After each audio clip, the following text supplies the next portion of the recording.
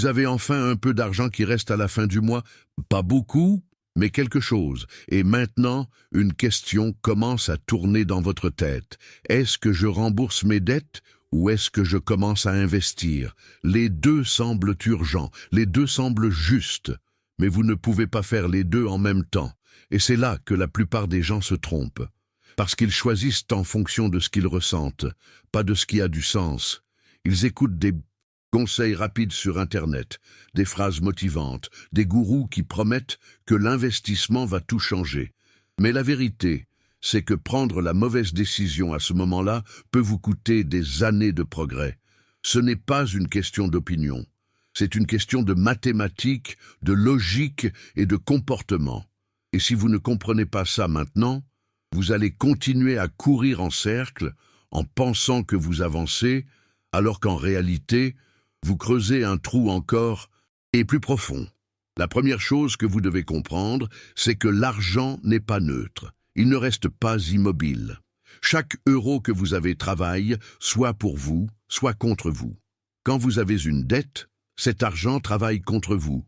Il génère des intérêts, il se multiplie. Pas en votre faveur, mais en faveur de celui à qui vous devez. Et ces intérêts ne dorment jamais. Ils s'accumulent tous les jours, tous les mois, sans pause, sans pitié. C'est un adversaire silencieux qui ne crie pas, mais qui dévore votre avenir petit à petit. Maintenant, quand vous investissez, l'argent travaille pour vous. Il génère des rendements. Il croît. Mais voici la clé. La vitesse à laquelle votre argent travaille contre vous dans une dette est presque toujours plus rapide que la vitesse à laquelle il travaille pour vous dans un investissement. Surtout si on parle de dettes à taux élevés, comme les cartes de crédit, les découverts bancaires, les crédits à la consommation. Ces taux dépassent souvent 15, 20, 30% par an, parfois plus. Aucun investissement sûr ne vous donnera ce rendement. Aucun. Donc, mathématiquement, rembourser une dette à taux élevés vous rapporte plus que n'importe quel investissement que vous pourriez faire avec le même argent. Mais les gens ne raisonnent pas comme ça, ils pensent « si je commence à investir maintenant, dans 10 ans, je serai riche ». C'est vrai, peut-être, mais seulement si vous n'avez pas une dette qui dévore vos finances pendant ces 10 ans. Parce que pendant que vous investissez 100 € par mois à un rendement de 8%, vous payez peut-être 200 € d'intérêt sur votre dette à 25%. Vous avancez avec une main et vous reculez avec les deux pieds. Vous créez une illusion de progrès, mais en réalité, vous perdez. Et ce qui est pire, c'est que cette illusion vous empêche de voir le vrai problème. Vous vous sentez bien parce que vous investissez, parce que vous faites quelque chose de intelligent. Mais vous ignorez le feu qui brûle dans votre salon. Vous arrosez le jardin pendant que la maison s'effondre. Le deuxième élément à comprendre, c'est le poids psychologique de la dette. La dette n'est pas seulement un chiffre sur un papier. C'est un stress constant, c'est une pression mentale qui affecte vos décisions, votre sommeil, vos relations. Vous ne pouvez pas construire une vie financière solide avec ce poids sur les épaules. Vous ne pouvez pas penser clairement. Vous ne pouvez pas planifier. Vous êtes toujours en mode survie, en train de jongler avec les dates de paiement, de calculer combien il vous reste jusqu'à la fin du mois, de vous demander si vous allez pouvoir payer tout ce que vous devez. C'est épuisant. Et cette fatigue mentale vous empêche de prendre de bonnes décisions. Elle vous pousse à chercher des solutions rapides, des raccourcis, des illusions. Elle vous fait croire que l'investissement va résoudre vos problèmes. Alors, en réalité, ce qui va résoudre vos problèmes, c'est d'éliminer la source du stress. Et cette source, c'est la dette. Beaucoup de gens défendent l'idée qu'il faut investir le plus tôt possible pour profiter des intérêts composés. Et c'est vrai. Les intérêts composés sont puissants, mais les intérêts composés fonctionnent dans les deux sens. Ils travaillent pour vous quand vous investissez, mais ils travaillent contre vous quand vous avez des dettes. Et dans la plupart des cas, les intérêts que vous payez sur vos dettes sont plus élevés que les rendements que vous obtenez sur vos investissements. Donc, si vous voulez vraiment profiter des intérêts composés, commencez par arrêter de les payer à quelqu'un d'autre. Libérez-vous de cette chaîne. Ensuite, vous pourrez utiliser cette force en votre faveur. mais pas avant. Parce qu'avant, vous êtes en train de nager à contre-courant. Vous dépensez de l'énergie, mais vous n'avancez pas. Il y a aussi une autre dimension que personne ne mentionne, la capacité d'investir correctement. Investir, ce n'est pas juste mettre de l'argent quelque part et espérer qu'il croisse. C'est comprendre où vous mettez votre argent, pourquoi vous le mettez là, quels sont les risques, quelle est votre stratégie, quel est votre horizon de temps. C'est avoir la discipline de ne pas retirer cet argent au premier problème. Mais si vous avez des dettes, vous n'avez pas cette discipline. Parce que dès qu'une urgence arrive, dès qu'une facture inattendue tombe, vous allez retirer cet argent que vous avez investi. Vous allez casser votre stratégie. Vous allez perdre. Parce que vous n'avez pas de marge de sécurité, vous n'avez pas de coussin, vous êtes en mode urgence permanente. Et dans ce mode, l'investissement ne fonctionne pas. Il devient juste une autre source de stress, une autre illusion qui ne vous mène nulle part. Alors, quelle est la réponse? La réponse, c'est que ça dépend. Mais pas de ce que vous ressentez. Ça dépend des chiffres. Si vous avez une dette à taux élevé, au-dessus de 10 ou 12% par an, il n'y a pas de discussion. Vous remboursez d'abord, toujours. Parce que mathématiquement, c'est le meilleur investissement que vous puissiez faire. Vous éliminez un trou qui dévore votre argent. Vous vous libérez d'un poids qui vous empêche d'avancer. Vous créez de l'espace pour respirer, pour penser, pour construire quelque chose de solide. Si vous avez une dette à taux modéré, entre 5 et 10 pour 100, là, ça commence à devenir une question de stratégie. Vous pouvez envisager de faire les deux en même temps, rembourser une partie et investir une autre partie. Mais attention, seulement si vous avez déjà un fonds d'urgence. Parce que sans ça, vous êtes toujours vulnérable. Vous êtes toujours à un accident, à une perte d'emploi, à une maladie de tout perdre. Et si vous avez une dette à taux très faible, en dessous de 5%, là oui, vous pouvez considérer que l'investissement devient prioritaire, parce que vous pouvez probablement obtenir un rendement supérieur à ce taux avec un investissement bien choisi. Mais même dans ce cas, vous devez avoir la discipline de rembourser régulièrement cette dette. Vous ne la laissez pas traîner, vous ne l'oubliez pas, vous gardez le contrôle. Ce qui tue la plupart des gens, ce n'est pas le manque de connaissances, c'est le manque de clarté. Ils ne savent pas combien ils doivent exactement. Ils ne savent pas à quel taux. Ils ne savent pas combien ils paient d'intérêt chaque mois. Ils ne savent pas combien de temps il leur faudra pour rembourser s'ils continuent comme ça. Ils vivent dans le brouillard. Et dans le brouillard, toutes les décisions semblent égales. Toutes les options semblent valides. Mais quand vous allumez la lumière, quand vous sortez une feuille de papier et que vous écrivez tout, noir sur blanc, la réponse devient évidente. Vous voyez où va votre argent. Vous voyez ce qui vous coûte le plus cher. Vous voyez ce qui vous empêche d'avancer. Et à partir de là, la décision n'est plus émotionnelle. Elle devient logique, elle devient claire, elle devient inévitable. Beaucoup de gens résistent à cette clarté. Ils préfèrent rester dans l'illusion parce que la vérité fait mal. Regardez ces dettes en face, calculez combien vous allez payer en intérêt si vous continuez à ce rythme, réalisez combien d'années vous avez perdu à payer pour des choses que vous ne possédez même plus. C'est dur, c'est brutal, mais c'est nécessaire, parce que c'est seulement quand vous acceptez la réalité que vous pouvez commencer à la changer. Tant que vous l'évitez, tant que vous vous racontez des histoires, tant que vous vous accrochez à des idées comme « je vais investir et tout va s'arranger », vous restez coincé. Vous tournez en rond. Vous ne progressez pas. Esprit de valeur existe pour ceux qui sont prêts à regarder la vérité en face. Pour ceux qui veulent construire, pas rêver.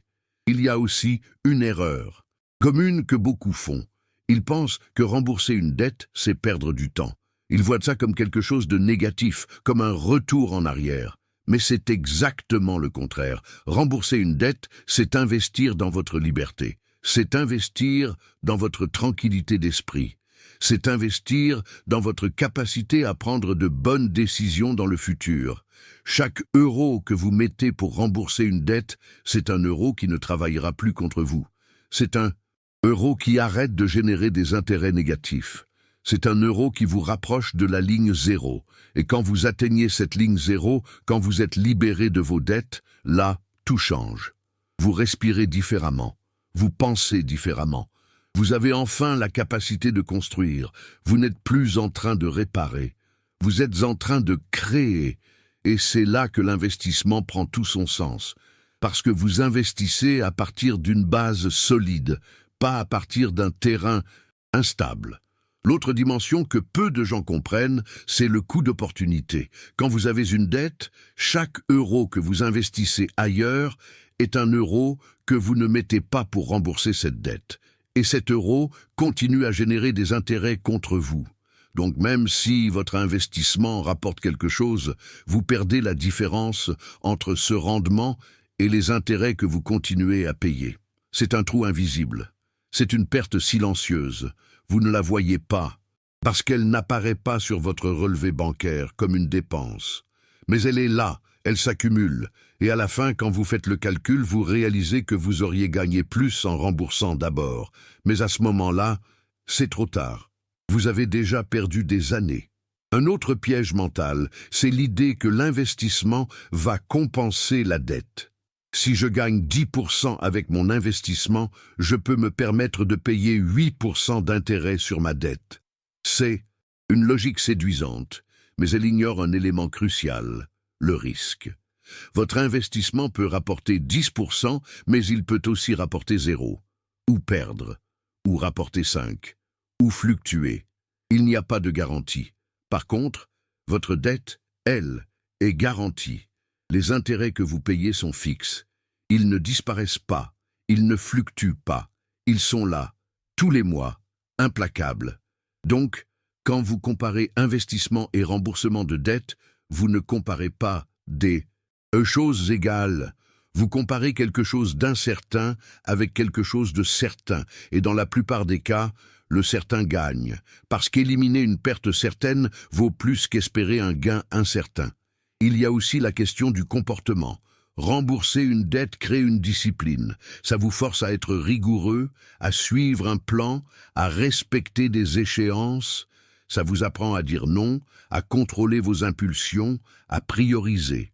Toutes ces compétences sont essentielles pour investir avec succès. Parce qu'investir sans discipline, c'est jouer au casino. Vous mettez de l'argent, vous espérez, vous priez, mais vous n'avez pas de stratégie, vous n'avez pas de méthode.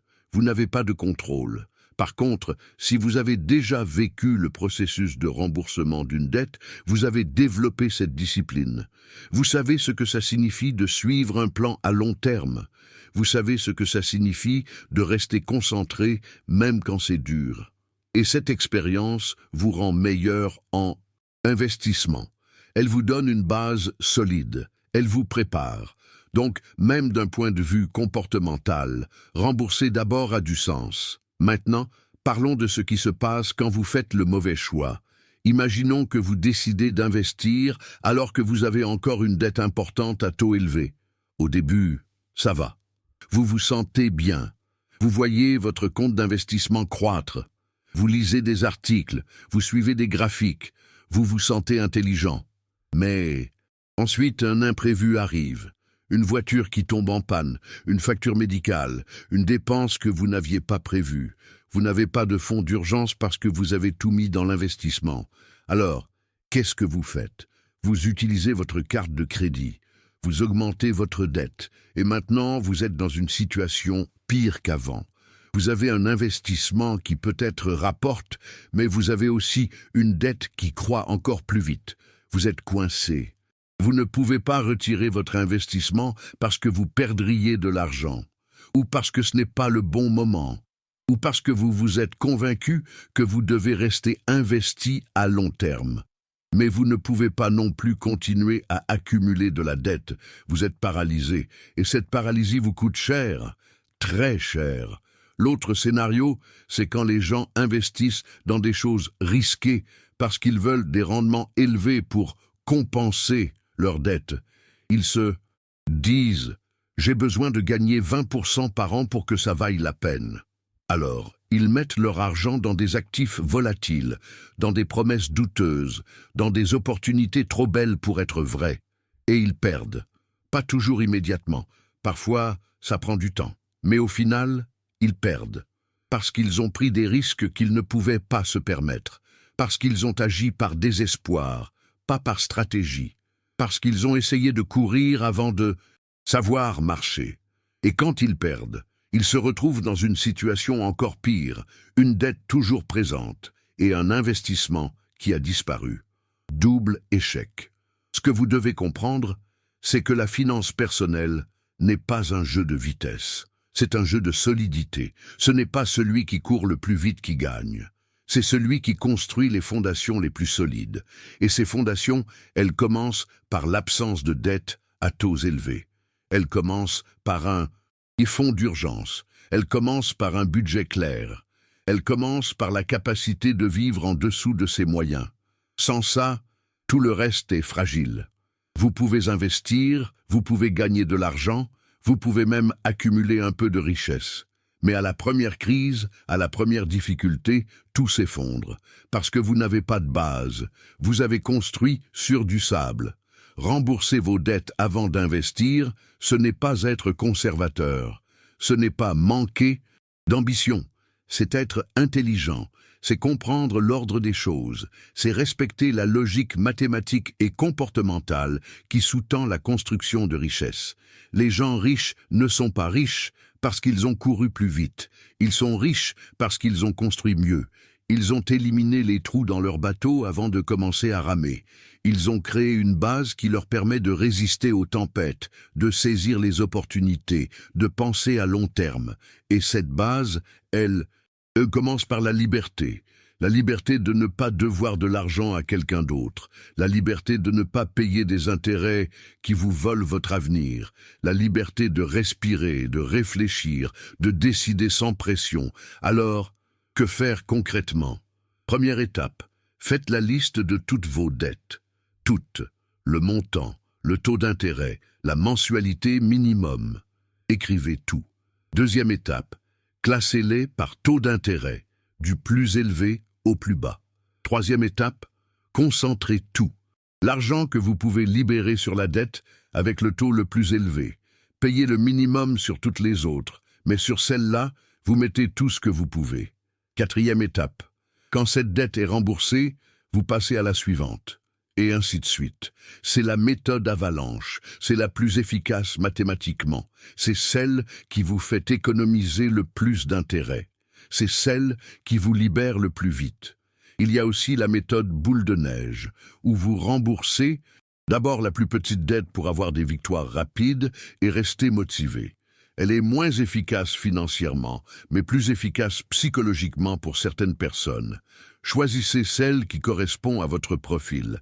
Mais choisissez et tenez-vous-y. Pendant ce processus, ne commencez pas à investir de manière significative.